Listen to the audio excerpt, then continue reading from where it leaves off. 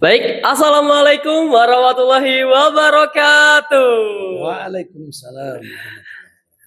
Halo teman-teman semuanya, kembali lagi kita bertemu di channel YouTube Osiman Plat Bogor. Mungkin teman-teman sekalian lihat muka saya masih asing ya di sini. Tapi sebelumnya, perkenalkan diri dulu. Saya Muhammad Marutila yang akan memimpin podcast kita pada kali ini. Mungkin teman-teman juga masih bingung ya. Tapi udah ada sih biasanya di judul. Ini tuh tentang Mancastify. Mancastify itu apa sih? Mancastify merupakan podcast Man 4 Bogor atau podcast Mancastify lagi beratnya kayak gitu ya. Nah, sebenarnya di sini karena berhubung dengan bulan suci Ramadan, kita sudah menyiapkan topik atau bahasan-bahasan yang akan dibahas di sini, yaitu tentang keberkahan malam Lailatul Qadar. Tapi kenapa sih kita memilih temanya itu malam Lailatul Qadar? Karena ini bertepatan dengan bulan suci Ramadan, di mana biasanya malam Lailatul Qadar itu ada di bulan suci Ramadan. Nah, kita juga sudah mempersiapkan narasumber dari guru manfaatnya langsung, dan kebetulan beliau ini dari SD, SMP-nya itu sudah masuk ke dalam ranah Islam. Dari sekolahnya tuh pertama udah dari SD Islam, SMP-nya tuh udah MTS guys, gitu. Jadinya kita langsung sambut aja. Inilah narasumber kita, Dr. Handes Ahmad Suryadi, MPDI. Kasih tepuk tangan dong. Gimana Bapak, kabarnya sehat? Alhamdulillah, seperti yang kalian lihat, seperti yang sudah disaksikan oleh teman-teman semua. Alhamdulillah. Terima kasih ya Bapak sebelumnya sudah bisa menyempatkan hadir gitu ya di sini dan sudah menerima undangan dari kita. Terus juga kita mau minta maaf kalau misalnya ada kurang-kurangnya lah Bapak ya. Oke, biasalah. Iya Bapak. Undangan ya. Ada yang lebih, ada yang kurang. Iya kan? Betul Bapak. Karena segala sesuatu ada kurangnya ada lebihnya Bapak. Iya. Langsung saja ya Bapak ya. Iya. Kita kadang kan seperti yang sudah disinggung tadi di awal mengenai malam Lailatul Qadar, keberkahan malam Lailatul Qadar. Kita tuh kadang suka bingung Bapak. Meskipun udah seliweran di kita gitu kayak malam Lailatul Qadar lah atau apalah, tapi terkadang masih banyak orang yang belum tahu apa sih malam Lailatul Qadar tuh. Kadang cuma tahu namanya aja tanpa tahu isinya tuh apa itu sih malam Lailatul Qadar gitu. Jadi kita tuh pengen tahu apa sih Bapak malam Lailatul Qadar itu? Oke, terima kasih. Assalamualaikum warahmatullahi wabarakatuh. Waalaikumsalam warahmatullahi wabarakatuh. Puji dan puja dipanjatkan, salawat serta salam semoga terlimpahkan. Anak-anak sekalian, teman-teman semua, alhamdulillah dan ucapkan terima kasih kepada teman-teman semua yang telah mengundang saya dalam podcast ini. Mudah-mudahan ke depan podcast ini bisa lancar, amin, bisa ya banyak viewernya ya. Amin ya rabbal alamin. Semoga benar-benar lancar lah. Amin. Nah, menyampaikan ataupun menindaklanjuti apa yang menjadi pertanyaan tentang Lailatul Qadar. Lailatul Qadar kan terbagi kepada dua buah kata di situ ya. Iya Bapak. Jadi dalam bahasa Arab antara Lailah dan Qadar. Qadri. Ya. Laila itu artinya malam. Qadr itu banyak makna. Jadi maknanya Qadr itu bisa kekuatan, bisa kemampuan, bisa juga tadi kemuliaan. Ya, sehingga orang menerjemahkan secara keseluruhan itu malam kemuliaan. Qadar juga bisa aja kepastian gitu. Jadi karena hal yang pasti maka disebut dengan takdir akhirnya. Jadi katanya nanti merembes ke takdir. Gitu ya. Jadi dari qadar menjadi takdir. Qadr artinya kuasa, kekuasaan, ketetapan. Nah, itu ya. Jadi secara makna itu dulu. Itu yang disebut dengan Lailatul Qadar. Begitu Bapak. Malam Lailatul Qadar, malam kemuliaan. Nah, secara rincinya tentunya barangkali Mardo, panggilannya apa nih? Mardo atau apa nih? Mardo aja. Mardo aja ya. Nah, saya pikir tadi Mardo Tila itu perempuan gitu ya. Itu ada Muhammadnya kan gitu. Oke, nah gitu seperti itu Mardo. Jadi kalau kita orang bertanya dua buah kata itulah Lailatul Qadar, Lailah dan Qadar. Begitu. Ngerti Bapak, terima kasih. Ya. Tapi Bapak, seperti yang tadi Bapak singgung ya, sama saya juga sempat membaca. Kalau misalnya di Quran surat Al-Qadar ayat kedua itu beliau dijelaskan bahwasanya dan tahukah kamu malam yang penuh kemuliaan itu?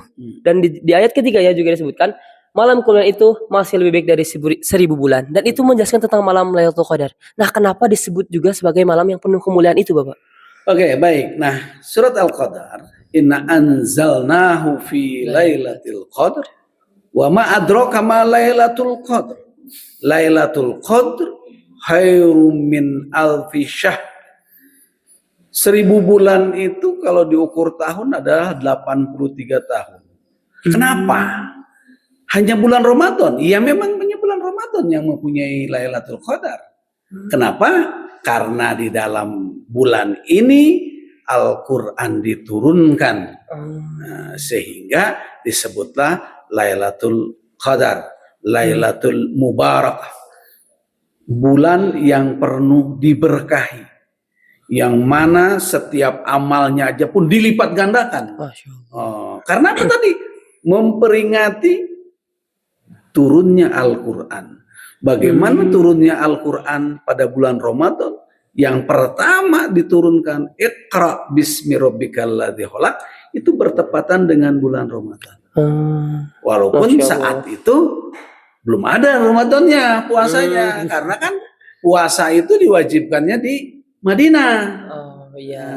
Tetapi ketika ukuran bulan bahwa turunnya Al-Quran itu Iqra itu bertepatan pada bulan Ramadan ketika diukurnya gitu ya. Nah, jadi kan Al-Quran yang pertama turun itu surat Al-Alaq Iqra 1 sampai dengan 5 turunnya di Mekah. Tepatnya di Gua Hiro. Nah, sementara puasa kewajibannya bulan tadi Madinah, gitu kan. Beda. Berarti kan sudah duluan. Tapi turunnya itu bertepatan ketika diukur, itu teh bulan Ramadan. Oh, begitu, Bapak. Jadi seperti itu. Kenapa disebut bulan yang mulia itu? Karena bertepatan dengan turunnya ayat suci Al-Quran. Iya, betul. Jadi turun pertamanya itu sangat dihargai dan dihormati sehingga semua orang memperingati nuzulul Quran. Di mana Jibril turun, disitulah hari pas turunnya wahyu itu Jibril turun sehingga orang menyebutnya nuzulul Quran. Gitu. Lailatul Qadar disebut nuzulul Quran. Ya, jadi di awalnya seperti itu kisah ataupun sejarahnya seperti itu. Oke, Bapak. Kan tadi Bapak bilang kan yang jadi aku bingung nih, Bapak. Tadi Bapak sempat menyinggung bahwasannya ini tuh bakalan malam Lailatul Qadar ini dari Ramadan ketika Ramadan ya. Nah, apakah dari mulai Ramadan pertama nih, hari puasa pertama sampai ke Ramadan terakhir dari malam takbiran itu merupakan malam Lailatul Qadar. Apakah ada hari-hari tertentu kapan datangnya malam Lailatul Qadar itu, Bapak? Ya. Malam Lailatul Qadar itu memang malam pilihan. Yang tidak ada yang tahu, rahasia. Sehingga Nabi memberikan isyarat kalau mau Lailatul Qadar adalah 10 hari terakhir di bulan Ramadan. Itu isyarat Nabi. Jadi 10 terakhir di bulan Ramadan berarti tanggal 20, 21 dan sampai selesai. Itu. Tapi kemudian dispesifikan lagi ataupun diringkas lagi. Oh tidak, hanya malam ganjil saja sesuai dengan 17 ganjil, 19 gitu loh. Tetapi kalau kita ingin meraih itu, memperoleh kemuliaan itu, itulah kita cobakannya dimulai di 10 terakhir sebagaimana sabda Nabi. Apa yang dilakukan tentunya? Itu kan pertanyaan. Iya, betul, Bapak. Apa yang dilakukan sih sebenarnya? Pada malam itu kan? Iya, betul. Ibadahnya apa sih gitu? Apakah duduk aja, tidur aja juga dapat kan semuanya. Atau memang yang nggak puasa juga nggak dapat juga gitu. Apalagi sekarang perempuan misalkan. Perempuan kan nggak mungkin iktikaf di masjid misalkan ya. Iya, Bapak. Itu bisa menimbulkan fitnah. Walaupun bisa dan boleh asal terjaga gitu. Nah, yang paling harus dilakukan oleh orang yang ingin meraih kemenangan ini atau ingin meraih kemuliaan ini adalah dia iktikaf. Iktikaf. Ya, iktikaf di masjid. Mungkin penonton Itu dia. belum tahu Bapak itikaf Oh, tuh apa oke. sih? Itikaf secara bahasa tuh kan i'takafa, artinya diam. Hmm. Diam, duduk, merenung, membaca Quran, sholat yang banyak, diam di masjid, itikaf itu pada intinya. Jadi sama seperti apa kalau kita duduk saja sambil wirid kayak sambil tasbih, tahmid dan lain-lain, baca Quran, pokoknya duduk di masjid, mau tiduran juga sambil tiduran di masjid karena kecapean, itu adalah itikaf. Oh. Gitu, misalkan terlalu capek sholat, duduk dari mulai jam 12 gitu kan. Karena apa dilakukannya lebih bagus itu adalah di 2/3 malam. Oh. Nah, iya gitu ya. Artinya di jam satuan lah. Iya, kita jam mulai, satuan, jam jam 12, tiga, jam iya. 1 sampai ke bawah sampai sahur. Iktikaf dilakukan kalau kalian semuanya kita ini ingin memperoleh yang disebut dengan Malam Lailatul kemuliaan Qadar. tadi. Kenapa sih harus dapat itu? Karena ketika kita dapat itu, peribadatan kita dinilai sebanyak 1000 bulan atau 83 tahun. Nah, umur kita belum tentu kan? Iya, belum tentu sampai ke situ juga nggak ya. tahu kan? Saya baru sampai segini usianya, belum tentu apakah sampai ke 83. Tapi ketika kita memperoleh itu, mardo itu ataupun teman-teman yang lain memperoleh itu udah jaminan, itu udah mempunyai kemuliaan selama 83 tahun. Masya Allah. Wah Pak, nanti gimana dong kalau ada perbuatan kesalahan-kesalahan? Itu lain cerita. Tapi yang jelas ketika mendapat kemuliaan, orang itu akan terjaga untuk melakukan sesuatu yang keliru. Sudah dijaga. Dijagain. Iya, dijaga oleh Allah. Gitu ya. Iya Bapak. Itu. Jadi kalau kan tadi Bapak bilang dari setiap hari-hari ganjil ya Bapak. Ya. Jadi kalau misalnya kita satu hari aja, kita kan wajibnya sholat 5 waktu, berarti itu 83 tahun dikali 5. Iya. Masya Allah. Sungguh kayak gimana ya Bapak? Sesimpel itu ternyata ya. Iya betul. Islam tuh kalau mudah.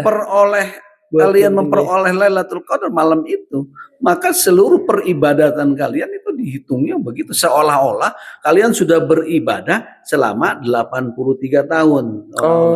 Artinya kalian usianya 16, sekarang 17. Artinya itu kemungkinan besar hitungan sampai usia kalian umur berapa tahun itu dihitung, sudah dihitung. Gitu kan? Iya, sudah dihitung. Tapi kalau begitu nggak usah sholat Pak, ya berarti dia nggak dapat kemuliaan. Iya, gitu ya. nggak jadi. Walau Pak saya nggak usah ngaji lagi, saya udah dapat Lailatul Qadar. Dari mana dapat Lailatul Qadar? Orang yang dapat Lailatul Qadar pastilah. Nah, terus melaksanakannya. Pasti Allah jaga ibadahnya akan terjaga, sholatnya akan terjaga, infak sedekahnya terjaga, belajarnya terjaga. Itu pasti. Jadi nggak mungkin orang yang dapat kemuliaan kemudian wah jadi nggak sholat, nggak mungkin, itu berarti nggak dapat. Gitu, ya. Dia cuma ngaku-ngaku aja. Ngaku enak banget kalau begitu ngaku-ngaku. Tinggal diem. 3 tahun nih udah ibadah kan gitu. Picik banget ya Pak itu Pak. Iya, picik, berarti dia belum dapat. Itu aja cirinya kalau gitu ya. Berarti orang yang udah dapat insya Allah dapat malam Lailatul Qadar itu pasti sama ibadah itu dijaga. Iya, sekarang kalian nih Mardo dapat kemuliaan ya dari seseorang, dari orang tua, kemuliaan apa? Misalkan diberikan gelar lah, diberikan pakaian, diberikan baju dan lain. Pasti kemuliaan-kemuliaan itu dijaga kan? Mobilnya kalau dikasih mobil jaga, mobil jangan sampai rusak, motornya jangan sampai hancur. Iya. Kan seperti itu. Karena apa? Diberikan sebuah kemuliaan. Kemuliaan. Gitu. Ya, seperti itu ya. Tapi Bapak, terkadang karena suka bukan dekar sih, kayak orang tuh kayak yang tadi Bapak bilang, mungkin dapat kayak semakin spesifik ya perihal ciri-ciri atau tanda-tanda dari malam Lailatul Qadar ini. Tapi kadang kan ada orang yang kayak biar dapat malam Lailatul Qadar, sholatnya di hari ganjil aja. Nah, itu kadang suka ada tuh Bapak yang cuman sholat atau beribadah karena dia ngejar di malam Lailatul Qadar, lebih getolnya tuh di hari-hari tertentu doang. Itu tanggapan Bapak gimana, Pak? Ya, masih lumayan dibandingkan tidak sama sekali kan. Oh iya sih Bapak, betul. Ya kan? Artinya dia sudah punya upaya untuk memperoleh itu. Dan Rasul pun tidak melarang. Kenapa? Karena tadi ini bukan kewajiban. Ini untuk memperoleh kemuliaan. Setiap orang diberikan kesempatan memperoleh kemuliaan ya. Oleh karena setiap orang diberikan kesempatan, maka bukanlah sebuah kewajiban. Sehingga maka disebut dengan istimewa, malam yang istimewa. Istimewa, mulia. Maka orang-orang yang istimewalah yang akan memperolehnya. Ah. Siapakah mereka? Yaitu orang yang berupaya, orang yang terus mencoba mengejarnya. Ya mana mungkin sekarang orang dapat malam kemuliaan itu tanpa berupaya gitu. Iya. Nah itulah upayanya, apakah dia kebetulan dapatnya di bulan ganjil atau di malam ganjil, wallahu a'lam. Tapi ketika upaya itu, itulah yang dinilai oleh Allah. Jadi Allah itu selalu melihat apa yang berupayanya. Ya, walladzina jahadu fina lanahdiyannahum subulana. Jadi orang-orang yang berupaya keras menujuku, kata Allah, menuju kami, kata Allah, maka akan kami tunjukkan jalan-jalan kami. Begitu. Jadi itulah upaya. Siapa Allah senang, akhirnya disebut dengan proses. Jadi berproses. Kita itu menjadi mukmin pun berproses. Iya kan? Sehingga menjadi insan kamil itu berproses, bukan simsalabim. Sama, kalian juga sama gitu kan? Belajar itu tiba-tiba pinter aja enggak, pasti belajar dulu ya dari bawah. Bagaimana berjalannya, bagaimana cara menghitungnya kan? Itu caranya berproses. Itu alam dan Allah tidak mengingkari itu. La tabdilla li khalqillah. Jadi tidak ada proses itu yang Allah rubah. Proses itu penting. Bahwa kemudian Pak ada orang yang nggak proses tiba-tiba pinter. Kita hitung berapa juta orang, berapa puluh orang dari sekian juta yang tanpa proses. Kan bisa dihitung tangan. Betul. Iya kan? Tapi kalau kita melihat orang-orang yang mendapat kemuliaan, semuanya adalah berproses. Iya. Nabi Muhammad berproses, iya berproses. Beliau bagaimana susah ditinggalkan bapaknya dulu waktu dalam rahimnya ibunya, kemudian langsung ditinggalkan oleh oleh ibunya, ditinggalkan oleh kakeknya, ditinggalkan oleh pamannya, ditinggalkan oleh istrinya. Itu berproses sehingga menjadi yang disebut dengan nabi kita. Jadi berproses menempa dirinya sehingga beliau mendapat sebuah kemuliaan. Secara manusiawinya seperti itu. Tapi secara rohaninya lain lagi, karena memang beliau ditunjuk oleh Allah untuk menjadi nabi dan rasul. Begitu Mardo, seperti itu ya. Tapi Bapak, kan yang namanya proses itu kita melipir sedikit nih dari konteks ini nih. Enggak ada masalah. Kadang yang namanya proses itu berat banget, apalagi harus istiqomah buat ibadah itu. Kayak hari pertama niat nih, kayak awal Ramadan nih biasanya nih orang-orang kayak resolusi waktu Ramadan tuh one day one juice. Nah itu biasanya tuh orang-orang kayak mau one day one juice 1 bulan khataman. Insya Allah itu niatnya udah baik kan, Masya Allah lah gitu niatnya. Cuman terkadang ketika udah berusaha nih, pas subuh pertama di hari pertama Ramadan dia sampai 100 ayat, Masya Allah. Zuhurnya sama 100 ayat, 1 juz tuh. Nah tapi di hari kedua nih yang biasanya mulai kayak aduh kok ini ya kemarin, kadang suka mikir kemarin udah ini 1 juz 2 juz, sekarang skip dulu lah. Nah kira-kira tips dan triknya nih Bapak biar kita tuh bisa istiqomah, karena kan malam Lailatul Qadar juga kan kita nggak tahu ya kapan datangnya. Hari ganjil 10 hari terakhir itu kan belum tentu juga kita dapat. Nah ada tips dan triknya nggak sih biar kita tuh buat istiqomah tuh gampang, terus juga bisa bersabar gitu Bapak. Tips dan trik buat istiqomah. Siap. Begini Mardo, ada doanya itu. Doanya. Mardo mau? Mau Bapak, mau banget. Coba ikutin. Allahumma paksakeun. Paksakeun. Iya Bapak, benar. Jadi Mardo, setiap proses itu ada selalu hambatannya. Mau menggapai apapun mesti. Kamu pengen ceblak, pasti kan? Prosesnya sebuah motor. Kalau hujan harus pakai jas hujan sampai menuju ke tempat seblak tadi. Proses untuk mendapatkan seblak saja yang mudah itu ada proses. Bahwa kemudian enggak apa saya enggak proses dikasih, ya itu lain cerita. Beda lagi. Telepon sama teman, mau enggak dikirim, lain cerita. Tapi proses lagi. Ada proses teman dengan teman. Iya benar. Semua kehidupan kita berproses. Jadi bagaimana tipsnya dong Pak untuk membangkitkan tadi? Salah satu yang utama circle, membangun circle. Circle pertemanan. Ya, lingkar pertemanan. Supaya Mardo dengan Nabi, Mardo dengan Rehan, Mardo dengan teman-teman yang lain diingatkan, jangan lupa. Sholat, ngaji. Gitu. Nah, udah beres belum cuci nih? Masya Allah. Ketika circle-nya klop, maka saling mengingat. Tuh Bapak. Maka supaya kita tambah semangat dan istiqomah terus-menerus, yang pertama dilakukan adalah membangun circle. Coba Mardo datang ke teman-teman yang gak pernah sholat, taraweh, main terus, nongkrong, apa akan ngingetin? Udah tahajud belum? Udah baca Quran belum? Kan, iya.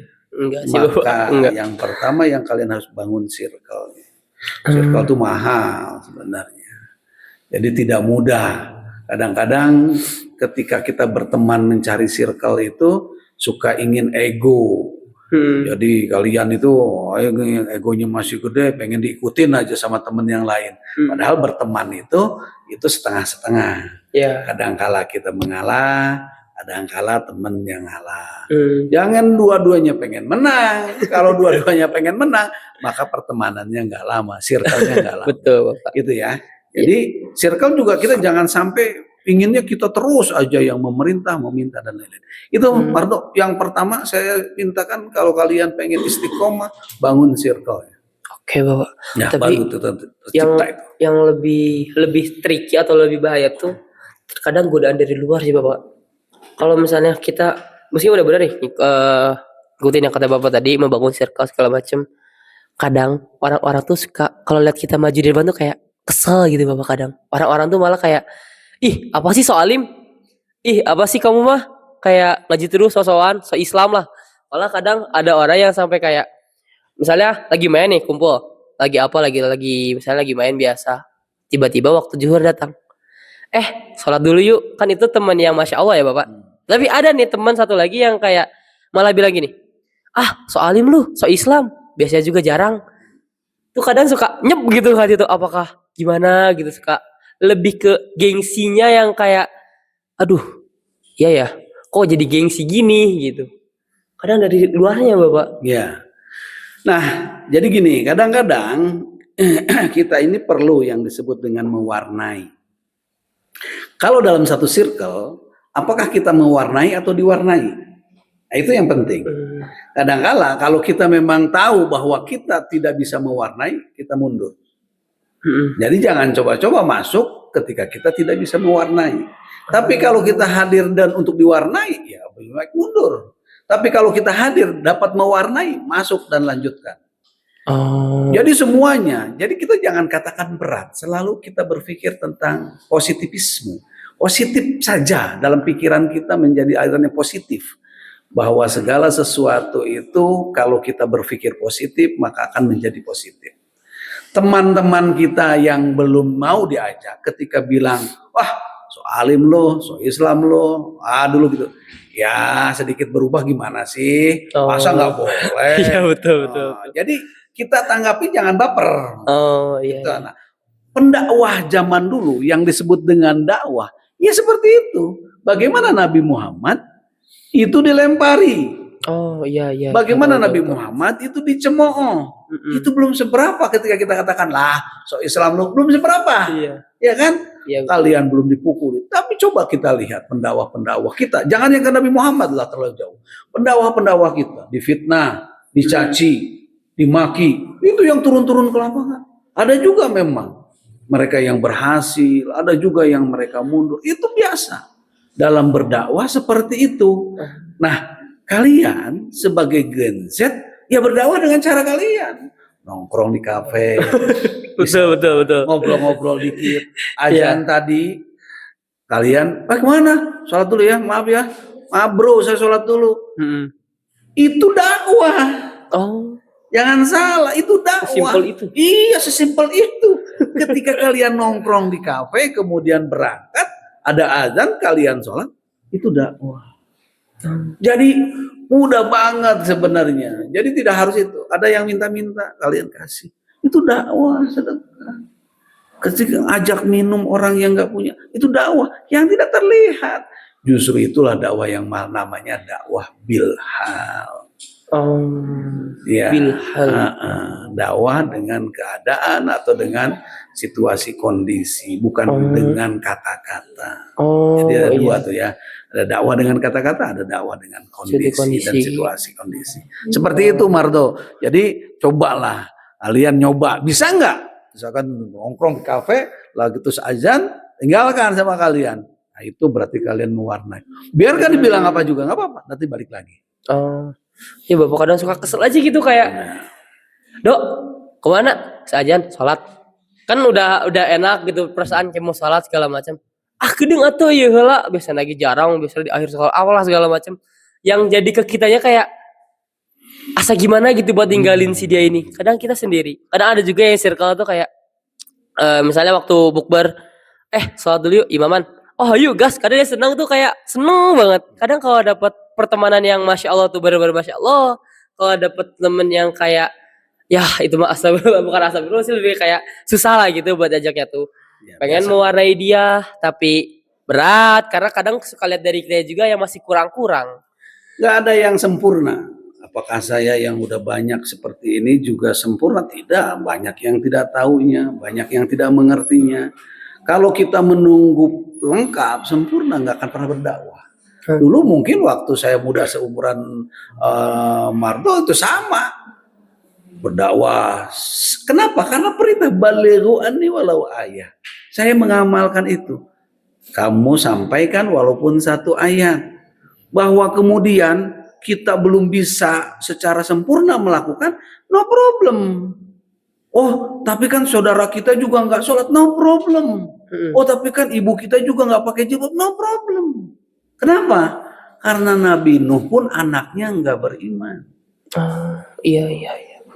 Siti Asia suaminya Firaun nggak beriman. Nabi Ayub istrinya juga nggak beriman.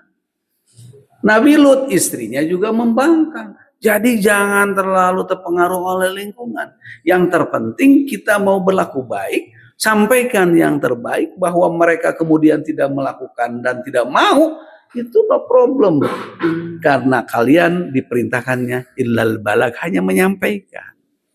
Iya. Seperti itu. Menyampaikan saja, itu udah masya Allah. Iya, menyampaikan bahwa diterima atau tidak kan bukan kita yang memberikan petunjuk kan gitu. Hanya Allah. Innaka la tahdi man ahbabta, innallaha yahdi may yasha.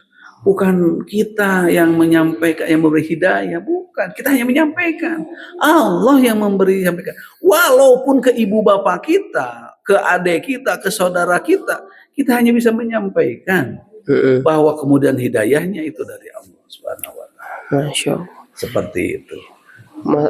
Kayak ya gitu sih Bapak, benar yang tadi Bapak bilang. Mungkin dari mindset kita juga harus diganti berarti ya. Kalau misalnya kita berdakwah, kalau misalnya dia apa, no problem. Pokoknya kita udah menyampaikan. Kalian kan lihat sekarang bagaimana pendakwah-pendakwah Gen Z itu kan yang banyak itu, yang muda-muda itu kan begitu. Ya mereka ada juga yang memang gayanya gaya seperti itu ya karena mungkin di Gen Z-nya seperti itu. Jadi gaya-gayanya seperti euforia dan lain-lain. Ya karena tapi yang jelas mereka mau menyampaikan. Apakah mereka sempurna? Tidak. Apakah ilmunya sudah banyak? Tidak. Bandingkan dengan ulama-ulama yang sejaman sekarang saja ya masih jauh. Tetapi kalau mereka tidak hadir, siapa yang merangkul yang ini? Sementara yang ini tidak mampu merangkul yang ini. Dia hanya mampu merangkul yang ini. Yang perlu dirangkul kan tidak satu, banyak gitu loh. Saya tidak tahu siapa yang dirangkul sekarang kan, nggak ngerti. Nah, sama dengan podcast ini barangkali Ridho bisa menjadi host kemudian bisa merangkul. Siapa tahu ketika disampaikan ini ada 1-2 orang yang iktikaf, pahalanya nyampe ini dong. Jangan salah. Termasuk untuk kameramen dan semuanya ini jangan salah. juga dong. Iya dong. Masa saya nggak kebagian yang juga ini. Dong. Betul. Kayak gitu loh ya. Jadi jangan yang disebut dengan pesimis dalam berdakwah. Ketika kita mau terjun ke dalam situ, maka kita sudah siapkan diri, mentalnya yang kuat. Makanya kenapa kalau di pesantren disuruh tadi bangun malam, puasa Senin Kemis, itu memupuk mental supaya jangan sampai mentalnya rapuh ketika diomongin sama orang sudah berhenti, baru dipitnah sama orang gara-gara ceramah kita dia udah berhenti. Nah berarti mental kita sebagai pendakwah itu nggak kuat. Pendakwah itu harus kuat, harus memang kebal gitu loh. Jadi memang dia sudah siap menghadapi itu semua karena memang godaan dan sebagai pendakwah itu selalu ada. Nabi Muhammad itu kurang apa godaannya? Iya. Ditawari jabatan, ditawari perempuan, ditawari harta. Beliau tolak semuanya. Kalau untuk meninggalkan dakwah itu. Seperti itu ya. Oh, berarti emang godaan untuk bertakwa dan itu tuh berat banget. Iya, seperti itulah. Jalan menuju lurus itu memang kadang-kadang kita ada berlikunya. Nggak apa-apa, biasalah. Anak-anak muda biasa. Kita harus melihat bagaimana berdakwah ke Gen Z dengan ke orang tua ya kan berbeda. Nah siapa yang bisa ya Gen Z-nya itulah yang bisa menarik gitu kan. Iya. Kalau orang tua nanti bilang gayanya gaya kolot gitu. Jadi nggak asik gitu. Nah, ini ya, jadi seperti itu. Oke, gitu Dok. Siap, kita meliput lagi lah ke ini. Oke, silakan. Ini. Kan ya Bapak menyinggung yang tadi kadang istiqomah itu salah segala macam. Tapi apakah benar Bapak? Ketika malam Lailatul Qadar ini tiba, orang yang mendapatkan atau yang hampir mendapatkan itu bakal merasa tenang, adem, ayem, mentalnya tuh kuat meskipun banyak godaan segala macam. Apakah itu benar, Pak? Tidak usah menunggu Lailatul Qadar ketika ingin tenang sebenarnya. Tenang itu bisa didapat dari misalkan sholat. Aqimis sholah lidzikri, sholatlah untuk ingat padaku. Kata-kata itu dalil yang begitu banyak tentang menuju ketenangan. Ala bidzikrillahi tatmainnul qulub. Ingatlah berzikir pada Allah, pasti hatimu akan tenang. Tatmainnul qulub, pasti tenang itu hati. Jadi kalau Lailatul Qadar itu mesti berdampak, ya pasti berdampak. Jadi tidak usah menunggu Lailatul Qadar kemudian untuk memperoleh ketenangan. Jadi ketika dia memperoleh ketenangan bisa saja melalui ibadah-ibadah sebelumnya. Bahwa Lailatul Qadar itu adalah karunia yang diberikan kepada seseorang oleh Allah yang kita tidak tahu. Iya. Tapi kalau untuk memperoleh ketenangan kita bisa berupaya sendiri melalui tadi sholat, zikir, sebagaimana janji Allah. Innallaha la tukhliful mi'ad. Innallaha la yukhliful mi'ad. Allah tidak akan menyalahi janjinya. Ya. Bahwa janjinya orang yang ibadah kepada dia, bahwa orang yang tunduk kepada dia, orang yang selalu ingat pada dia akan tatmainnul qulub. Itu. Bahwa nanti Pak ini mah orang ini tenang terus, dia dapat Lailatul Qadar, ya mungkin aja bisa. Tapi ketika dia tenang belum tentu juga mendapat Lailatul Qadar. Tapi memang dia karena memang rajin ibadah sehingga dia tenang. Seperti itu ya. Tapi ada juga Bapak yang kayak ibadah dia udah getol, kadang suka lihat dia ke masjid segala macam. Tapi bawaannya tuh emosi terus, marah-marah terus, kadang juga kayak dari aku pribadi sholat kayak itu, tapi tetap kadang emosi itu tetap ada gitu, kayak keselnya tuh selalu gitu, nggak pernah merasa yang tenang banget gitu. Kenapa itu Pak? Ya, jadi Allah berfirman wa'bud rabbaka hatta ya'tiyakal yakin. Sembahlah Tuhanmu sampai kamu datang keyakinan padamu. Nah, kenapa orang yang sholat marah-marah terus? Marah itu tidak dilarang, tetapi proporsional. Nah, itu yang penting ya. Karena Nabi bilang latagdob paroda demiral. Sampai 3 kali Rasul larang. Satu. Yang kedua, janganlah kalian memutuskan sesuatu wahwa ghadban dalam kondisi marah. Gitu. Tapi Nabi juga pernah marah kepada sahabat yang sholatnya asal-asalan. Nabi juga pernah marah kepada dalam sebuah cerita kisah hadis. Nabi pernah marah pada sahabat yang melakukan sebuah kejahatan terhadap Ansor sehingga Nabi marah, lalu diberikan wahyu oleh Allah Subhanahu Wa Taala bahwa inilah posisi orang itu sebenarnya. Jadi marah itu boleh, yang nggak boleh marah-marah, gitu kan? Marah pun proporsional. Jadi ketika dia mana yang harus marah, mana yang tidak. Ketika memang bisa dilakukan marahnya yang memang proporsional, dia tidak akan mungkin melebihi apa yang sebatas yang seharusnya dilakukan. Gitu kan? Iya, Pak. Kalau Edo melihat teman Edo dianiaya, Edo pasti marah. Iya, pasti dong. Iya kan? Nah, Kesel banget itu sih, proporsional kan, kesel banget deh. Iya. Kan itu proporsional. Masa tidak boleh marah gara-gara Iya. suka Edo sholat rajin, saya nggak marah. Nggak mungkin dong. Gitu loh. Iya. Ya bahwa marahnya menarik teman kita kemudian mengatakan jangan, itu kan jadi sebuah marah juga, tapi menghindari gitu. Oh, iya. Iya. Jadi jangan dipersepsikan bahwa marah tidak boleh. Enggak, marah itu diperkenankan, tetapi tadi jangan diputus, jangan memutuskan sesuatu. Misalkan tadi pertemanan, gara-gara berbeda pendapat marah, udah kita putus pertemanan. Nah, itu nggak boleh. Kenapa? Karena dia akan menyesal dia. Iya. Rasul yang melarang seperti itu. Tapi ketika tadi Ido dalam kondisi yang tertentu, teman Ido dianiaya, yang perempuan dijailin dan lain-lain, Ido mengatakan itu perlu, gitu ya. Hanya dengan caranya yang tentu berbeda, gitu ya, berbeda-beda. Berarti marah tuh normal ya, Bapak? Iya, Berarti. marah normal gitu. Hanya tapi kalau marah-marah itu yang nggak normal. Berarti darah tinggi atau apa gitu, ada yang sakit, itu bisa. Jadi memungkinkan gitu ya. Ada orang yang memang marah-marah gitu seperti itu. Oke. Selanjutnya Bapak. Kan apa ya Bapak? Menurut Bapak, kira-kira biar kita ini apa ya bisa dibilang lebih taat lagi selain tadi yang tips-tips dari istiqomah, ada gak Bapak satu pesan yang ingin disampaikan ke audiens, ke penonton, kayak biar kita tuh bisa lebih istiqomah, atau Bapak punya pesan kesan kah, atau kata-kata lah kalau kata anak kecil mah kata-kata hari ini gitu. Kira-kira ada nggak yang mau disampaikan ke audiens? Ya, selalu saya ingat bahwa ada 6 golongan dalam hadis Nabi yang dilindungi, la zilla illa zillu. Tidak ada naungan pada hari akhir nanti kecuali naungannya. 6 golongan itu siapa? Syabun nasya'a fi ibadatillah. Pemuda. Jadi di hadis ini bercerita tentang pemuda. Jadi rata-rata pemuda. Akhirnya Gen Z itu semua cerita. Kenapa? Karena kalian memang dalam posisi-posisi yang pengen main segala macam. Tapi ada orang sebagian anak-anak muda yang lari ke sana. Duduk di masjid. Kemudian pemuda yang duduk di masjid.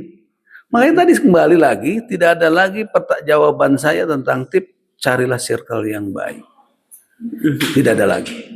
Ya, circle yang baik. Maka dalam Al-Quran ada dalam hadis juga, jalisil ulama. Bergaul dengan para ulama. Itu salah satu tip bagaimana kita bisa menarik diri. Cobalah, sekarang saya juga sama kan. Kalau saya kenal dengan preman, kenal. Tapi saya tidak bergaul banyak. Kenapa? Takut saya terpengaruh gitu. Karena apa lagi? Circle-nya. Tapi ketika dia datang ke rumah kemudian ngobrol segala macam, kenapa tidak? Tapi ketika dia ngajak main bareng-bareng sama circle-nya sana, lalu saya nggak minum-minum, tapi kemudian saya kumpul-kumpul, nggak minum obat, tapi saya kumpul-kumpul di situ, digerebek sama polisi, ditangkap nggak saya? Kena. Nah itu meskipun kita nggak ikut, tapi perkumpulannya kayak gitu. Makanya tadi circle, yang kedua jalisil ulama. Udah tipnya itu saja. Dekati orang-orang yang soleh, dekati orang baik, sehingga muncul sebuah keinginan untuk melakukan yang terbaik. Gitu. Nah begitu penonton. Jadi kalau misalnya kalian pengen merasa lebih baik dan mendekatkan diri kepada Allah Subhanahu Wa Taala, mau itu di bulan Ramadan ataupun segala macam, pertama yang kata pastor tadi, circle pertemanan kalian harus positif. Jangan sampai circle pertemanan kalian yang kayak ngajakinnya tuh nongkrong sampai jam 1 malam lah. Cuman nongkrongnya tuh yang nongkrong nggak jelas. Jangan sampai kayak kalau misalnya nongkrongnya kayak ngaji bareng gitu, nggak apa-apa ya Pak ya. Iyalah. Di kafe juga nggak apa-apa tadi. Yang penting tadi mewarnai. Jadi berdakwah dengan hal tadi ya. Dakwah bil hal. Oke Bapak. Mungkin cukup sekian Bapak dari kita. Makasih banyak nih Bapak. Mudah-mudahan dan pasti ilmu ini bisa bermanfaat ke depannya. Kita juga mengucapkan banyak-banyak terima kasih sama Bapak udah mau memberikan pencerahan lah ibaratnya kepada kita semua dan juga penonton-penonton yang ada di sana. Semoga kedepannya bisa menjadi lebih baik ya Bapak. Amin. Terima kasih. Iya, Sama-sama. cukup sekian Bapak ya. Ya. Siap. Oke. Assalamualaikum warahmatullahi wabarakatuh. Waalaikumsalam warahmatullahi Oke. wabarakatuh. Oke, teman-teman semuanya, terima kasih yang telah menyaksikan video kita atau Mankesipa ini. Ini episode kedua ya by the way. Jangan lupa untuk klik tombol subscribe ya dan juga like-nya, karena di-share juga deh kalau bisa harus bisa sih, karena biar banyak lah gitu yang nonton dan mendapatkan pencerahan dari kita semua. Semoga kedepannya juga bisa menjadi lebih baik lagi. Mungkin sekian dari kita, kurang lebih mohon maaf. Wassalamualaikum warahmatullahi wabarakatuh. Waalaikumsalam warahmatullahi wabarakatuh. Oke.